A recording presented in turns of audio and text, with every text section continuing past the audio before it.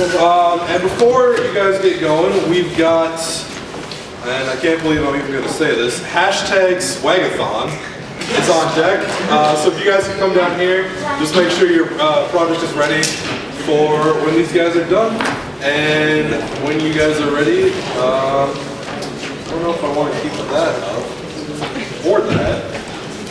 That's fine. Let's see it. Every good presentation is a background. I like that. We'll go with that. So go for it.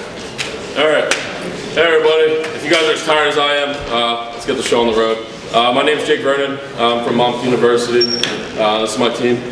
We got. I'm Sinesh Patel. I'm Jimmy. I'm Justin. So first off, I would like to ask: is anybody here a volunteer or paid firefighter, or ever been part of the fire company? Okay, great. No one.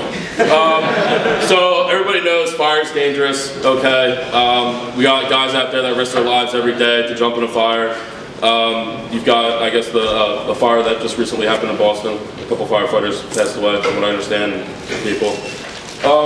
So what we have today is we have a device that we decided to create that has multiple sensors on it that can detect different types of chemicals and hazardous air qualities that could potentially be hazardous when a firefighter or even a first responder goes into a building.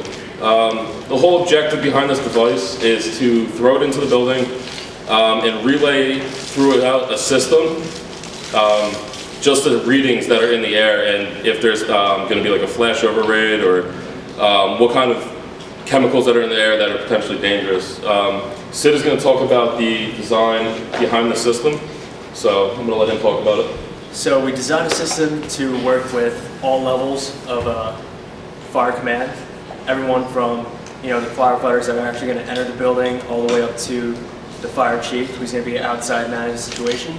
What we wanted to do was we wanted to give fire chiefs information at their fingertips so they can make better decisions faster, possibly saving lives.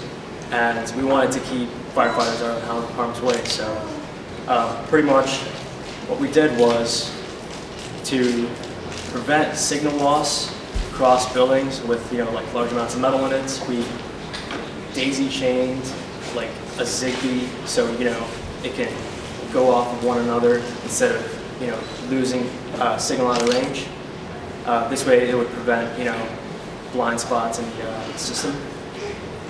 And it also has a base station, so other people besides the fire chief who are also in command at the site, like paramedics and whatnot, can also have information to treat patients and such. So I'm not sure, we didn't list the sensors, but the sensors detect benzene, ammonia, carbon dioxide, and a few other things so that would be useful in the fire scenario. So we did have some issues along the way. First, we attempted to make the data chain system with the Zigbee. Turns out Zigbees didn't work. I know a lot of you guys struggle with Zigbees. Okay. So we wound up using Bluetooth to connect the device to a smartphone application that just shows readings. In the end, though, we were kind of, I guess, ruined by a small part with the Arduino. We couldn't get a serial connection to it, so as you see right now, it's non-demonstrable.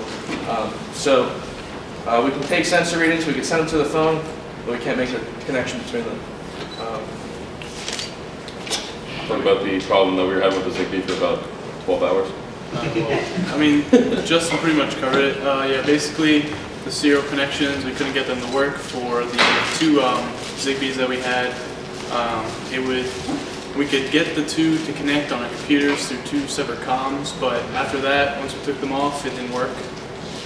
So we spent a good part of this morning, from probably about 1 till 7 or 8, working on it.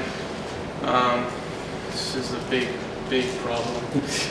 Yeah, so the general concept behind this though with the PVC is durable, and this is a prototype, so don't judge it or drilling skills, please. So just a quick view of the inside, if I can get this out. We have the sensors. I don't know if, can you guys see that?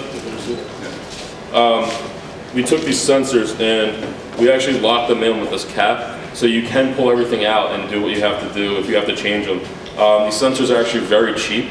You can get them, I think we got 8 sensors for $40. And that way, if something does fail, you can switch the sensors in and out. They're very interchangeable. And that was something we wanted to do because a lot of fire companies and first responders or companies are they're run off of donations. Towns usually don't fund them. I actually volunteer EMS back home, and we're a completely donation-run squad, so everything we get is a blessing, and we try to keep everything cheap. Thank you everybody for having us. We appreciate it, and good luck.